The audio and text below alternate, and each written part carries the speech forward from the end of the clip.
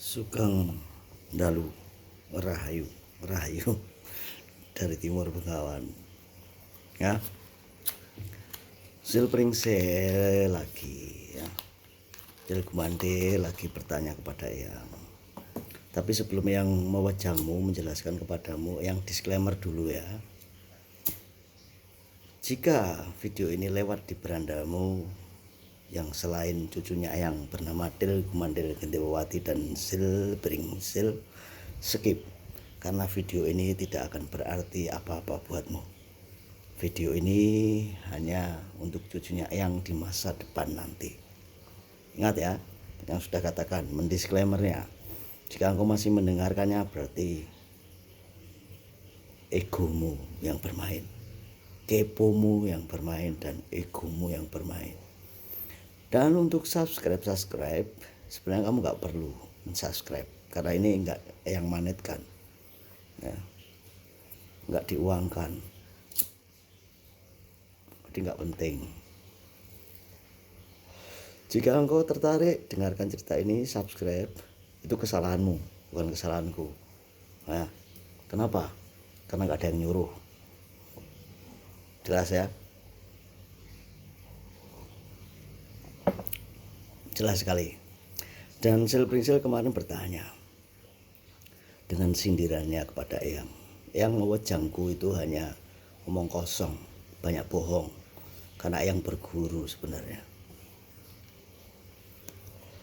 Berguru pada gurunya Eyang kesana kemari ya. Itu yang kau tanyakan, bukan yang kau maksudkan. Betul? Oke, yang jelaskan. Jikalau Eyang punya guru, bawa sini gurunya dan suruh guru itu berdiskusi dengan Eyang ya. Yang tegaskan nih, bawa sini gurunya dan suruh berdiskusi dengan Eyang, karena Eyang nggak punya guru. Itu satu. Silpringsil, kau pahami itu? Jelas?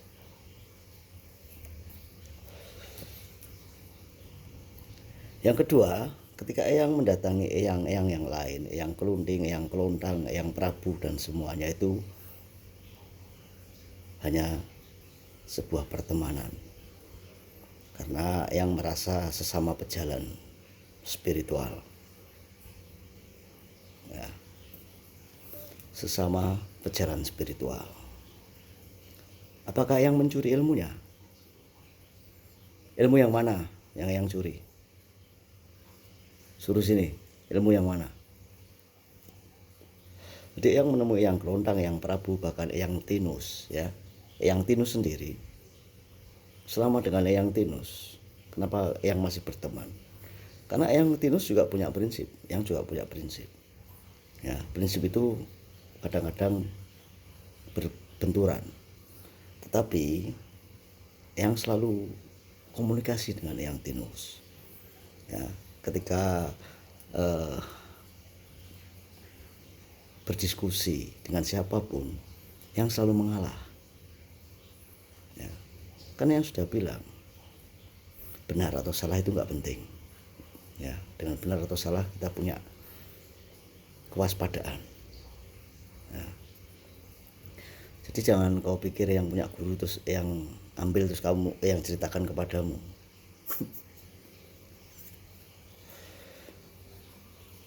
Yang mendapatkan semuanya pengetahuan ini dari proses yang panjang. Orang yang ini sudah berumur juga ya, sudah cukup berumur, bukan anak muda yang baru just born yesterday, yang kemarin sore baru lahir ya. Kalau udah 42 itu berarti sudah cukup berumur kan. Nah, waktu itu enggak yang habiskan ada di sini saja, tapi di mana-mana dengan berbagai macam suku, ras, dan keyakinan. Ya. Jadi jangan engkau berpikir sempit, Silpringsil. Nah, itu baru bergaul ya dengan suku, ras, dan keyakinan. Belum ujian proses dari Sang Maha ya, yang diberikan kepada Eyang. kiranya engkau jadi eyang nggak akan mampu. Ya, ini yang katakan kepadamu untuk di masa depan nanti supaya engkau memahami. Engkau nggak akan mampu ketika engkau jadi eyang, dijatuhkan, diinjak-injak, ya, dikasih banyak masalah sama Sang Maha, tetapi tetap berdiri kokoh dan pantang menyerah. Tetapi bukan menggebu-gebu lalu dengan marah, dengan amarah menentang Sang Maha, tidak. Yang ikuti apa kemauan beliau, ya, yang ikutin. Dan yang nggak memikirkannya ketika sakit. Apakah ini ujian, yang menangis-nangis, tolong dong ujian ini dihapuskan, tolong dong yang dibantu. Ya nggak pernah seperti itu. Yang katakan secara jujur, ya nggak pernah seperti itu. Ya, bahkan sampai kehilangan orang tua yang, ya, yang biasa saja, menangis tidak, sedih apalagi tidak sama sekali. Kenapa tidak? Ya sudah, itu kan miliknya sama. Ya. Tetapi yang menghormati dan menghargai sekali dengan orang tuanya yang satu hal, dia manusia yang menghidupi manusia dengan ikhlas. Manusia yang menghidupi manusia dengan ikhlas. Perhatikan kata-kata yang ini. Jadi manusia yang menghidupi manusia, ya. Padahal yang dia bikinkan hanya raganya saja, ya. Jiwanya, rohnya itu kan bukan miliknya dia. Tapi dia dengan ikhlas, karena dia sayang kepada materialnya, raganya. Nah, makanya ketika yang hilang orang tua, ya raganya bukan yang bikinkan. Apalagi nurnya, cahayanya dengan jiwanya, itu bukan milik yang semua. Berarti orang tua kan bukan miliknya yang semua. Tapi orang tua dengan eyang, raganya eyang ini miliknya dia. Nah nanti Til Gumandel Gendewati dan Sil Pringsil, ragamu adalah miliknya eyang. Ya. Jadi ada sesuatu kehilangan. Begitu. Tapi apakah menangis? Ya tidak. Ngapain menangis? Ya, makanya prosesnya eyang itu panjang. Ya, jangan kau anggap yang ini hanya just born yesterday, yang prosesnya sebentar. Yang sudah bilang banyak yang lihat di antara teman-temannya yang seperti yang mereka tidak kuat. Ya, jangan kau anggap sepele. Kalau engkau yang ceritakan kau nggak akan mampu. Ya panjang ceritanya dan kau nggak akan mampu. Jadi itulah dimana yang belajar itu dari situ proses. Makanya yang bersamadhi, ya. Apa yang lakukan waktu itu adalah samadhi. Samadhi itu seperti membuang air besar ketika mendapatkan masalah. Ya. Nggak mau melihat, nggak mau bersedih, nggak mau merasakan, sudah hilang-hilang. Gitu. Jadi Sil Pringsil jangan kau menyindir-nyindir, nggak punya etika. Kau punya guru, ya guru siapa? Guru siapa? Makanya suruh sini gurunya. Ya, nggak ada gurunya. Ya, jangan kau analisamu liar, karena narasimu liar, analisamu maka akan liar. Kau hanya membuat yang semakin benci saja denganmu. Karena ketululanmu itu Sil Pringsil Til Gumandel. Ya, omongan dari sana dari sini tanpa engkau ini informasi dari sana dari sini. Makanya yang tidak setuju ketika ada yang mengatakan bahwa Sang Maha, Sang Pencipta itu ciptaan manusia. Wah, itu lebih salah lagi itu. Ya. Kok ciptaan itu bagaimana? Ya. Manusia itu adalah makhluk terakhir, ya, sebelum bumi semesta ini diciptakan oleh Sang Pencipta. Itu Sang Pencipta menciptakan yang lain, dan sehabis di-create bumi baru ada kita. Lah kok kamu menciptakan Sang Pencipta? Maksudnya gimana? Ini nggak jelas ini bahasanya. Yang benar adalah yang simpelkan ya, yang benar adalah engkau menghadirkan.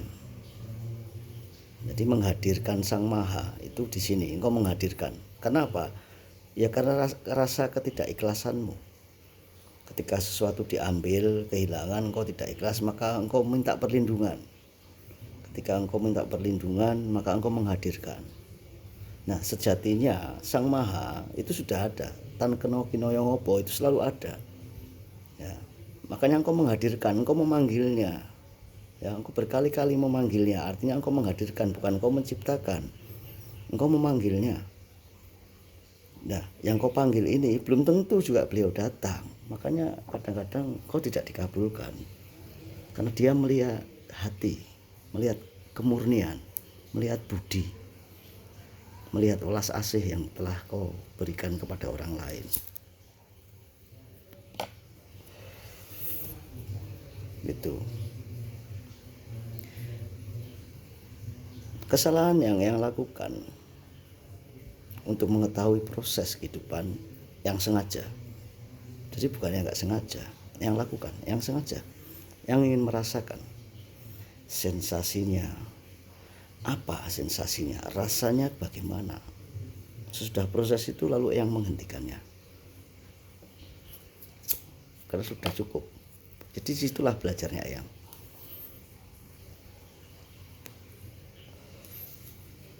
Jadi semuanya itu dengan consciousness, kesadaran yang melakukannya. Makanya yang tidak ketergantungan. Apalagi punya guru, waduh, kok salah menilai ya. Gurunya siapa? Siapa gurunya? Bertanya kepada siapa? Ya itu, ketika yang berdiskusi, yang nggak menganggap mereka itu guru, tapi teman, diskusi. Apakah yang tidak bisa mendebatnya, berargumen? Bisa. Tetapi untuk menjaga persaudaraan itu yang diam, yang mengalah. Karena belum tentu hatinya sama seperti hatinya yang mampu, yang mau direndahkan, yang mau dianggap kalah. Ya, makanya mengalah biar pertemanan ini awet. Ya, yang nggak goblok-goblok sekali lah masalah hal seperti itu. Makanya yang kamu katakan etika itu etika dari mana? Sil yang tanya kepadamu. Ya. Sekarang gini, masalah tadi Sang Maha diciptakan oleh manusia itu salah, yang nggak membenarkannya. Ya, dari kedangkalan spiritual yang seperti itu. Kalau kau menghadirkan iya.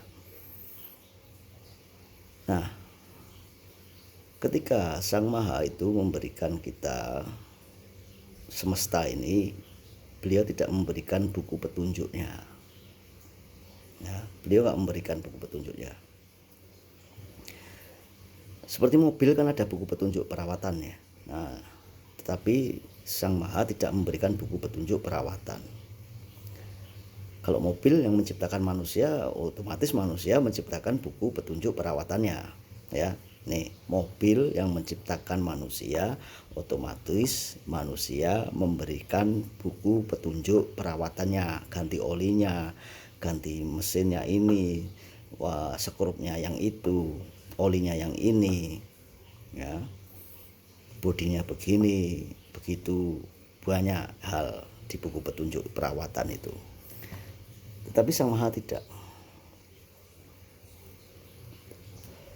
Nah, tetapi melalui sang utusan-utusan yang dipercaya, ya, sang utusan ini bukan manifestasinya dia, bukan. Jadi jika ada utusan yang dipercaya, itu karena utusan ini memang DNA-nya mencari dengan prosesnya, ya seperti yang mencari dengan prosesnya lalu menemukannya.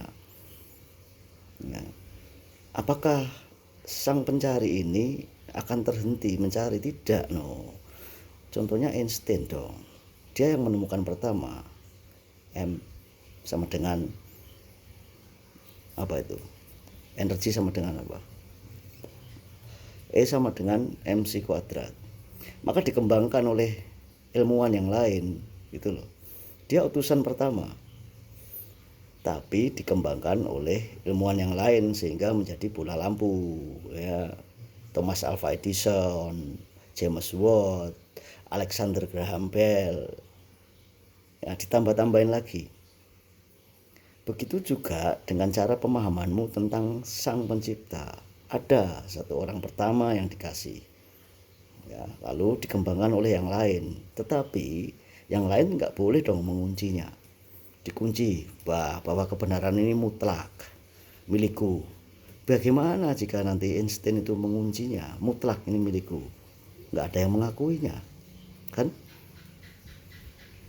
Coba kamu tanya, siapa penemu bola lampu? Kamu jawab Einstein.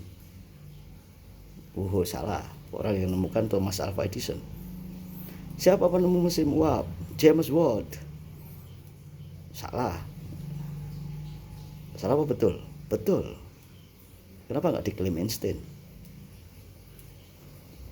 Padahal yang menemukan pertama energi dia, elektromagnetik dia, kecepatan dia, massa dia, rumusnya. Ya, sama seperti filosofi. Filosofi menghadirkan banyak ragam ilmu bidang. Einstein juga melahirkan ilmuwan baru. Begitu juga tentang Sang Maha. Ya, makanya akan ada utusan-utusan terus, tetapi dikunci. Apakah penguncian itu boleh? Ya. Makanya jangan bohong lah. Yang bohong, kamu menuduh orang bohong, tapi kamu bohong sendiri. Sekarang gini, yang yakinkan lagi nih tentang kemarin tuh ada wawancara tentang pertahanan. Apa yang beliau bilang? Jika pertahanan ini aku ungkapkan, bagaimana? Mereka akan tahu kelemahannya. Nah, terus yang bertanya, loh kok kamu bohong? Padahal kan ajaranmu mengajarkan untuk tidak berbohong. Terus yang di sono apakah mereka jujur juga? Yang di barat-barat sana, yang di timur tengah sana, apakah mereka jujur? Kalau mereka jujur ya sudah bobol dong. Padahal kan dimanapun dikatakan tuh 10 perintah Sang Maha, 10 perintah Sang Pencipta. Ya, hormati orang tua, dilarang berbohong. Terus ketika engkau berbohong apa?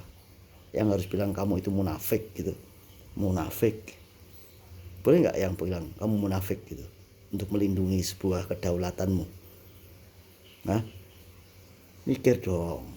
Kadang-kadang kamu itu nggak mikir sih, delgumandel selbringsel. Kebanyakan kamu melihat kacamatamu dari merasa baik, hal yang baik. Pakai cermin dong, 4 dimensi. Jadi kamu bisa melihat kebobrokanmu juga. Ya, nggak hanya melihat kebobrokan orang lain, tapi engkau juga mampu melihat kebobrokanmu. Ketika engkau mampu melihat kebobrokanmu dengan cermin, maka engkau akan jadi orang yang bijaksana dan rendah hati. Kiranya begitu, bukan? Jangan kau kunci, ya. Kalau engkau sudah mengunci, maka orang pertama yang menemukannya, utusan yang pertama akan protes. Jika James Watt mengklaim semuanya, maka Einstein akan protes.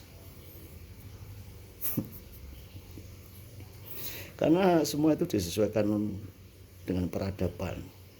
Semakin modern, semakin berganti, memberikan kesempatan kepada yang lain. Entah itu spiritual, entah itu teknologi, entah itu pengetahuan, apapun itu. Ya. Kiranya begitu. Sugeng Dalu, ini panjang sekali ini. Rahayu, Rahayu dari Timur Bengawan. Dan yang disclaimer lagi, yang nggak cocok jangan nonton.